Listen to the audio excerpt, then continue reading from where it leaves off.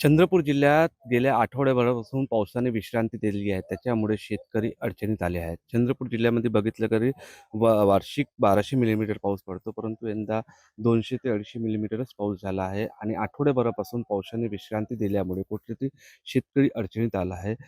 शेतकरीचं पीक उगवलं आहे, परंतु पाण्याअभावी कुठेतरी शेतकरी अडचणीत आला असल्याचे चित्र दिसत आहे.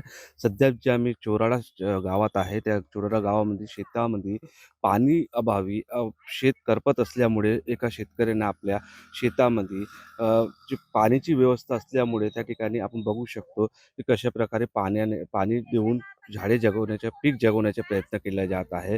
कारण की आठवड्याभरापासून पाऊस नाही आहे, त्याच्यामुळे हे पीक कुठंतरी हातातून जाणार त्याच्या भीतीमुळे कुठंतरी आता शेतकरी या ठिकाणी शेतामध्ये पाणी देऊन कुठेतरी शेतीला जगवायचा प्रयत्न करत आहे. आपल्यासोबत शेतकरी आहे. साहेब नेमकी काय अडचण आहे? किती दिवस पाऊस नाही? कशाप्रकारे तुम्ही शेत वाचवताय? सर आता आता 1 हप्ता त्याला पूर्ण पाण्याअभावी शेती आहे. आता हे माझ्याकडे भाजीपाल्यामध्ये थोडी पाण्याची सोय आहे म्हणून मी माणूस लावून शेती जगवत आहे. मग वांगे वगैरे लावले आहे. तर पाणी बोरिंगचं पाणी लावून करत आहे. परंतु कापसाला म्हटलं तर पाणी नाहीच बिलकुल. आता दुबारा पेरणीची आवश्यकता आहे.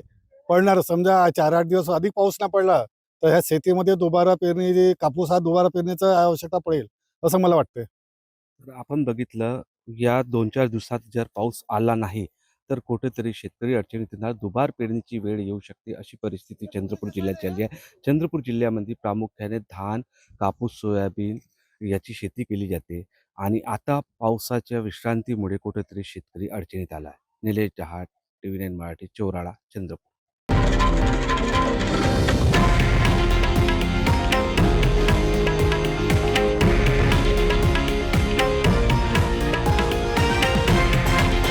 हे आहे देशातील नंबर 1 न्यूज नेटवर्क आणि आपण पाहत आहात TV9 मराठी, एकमेव.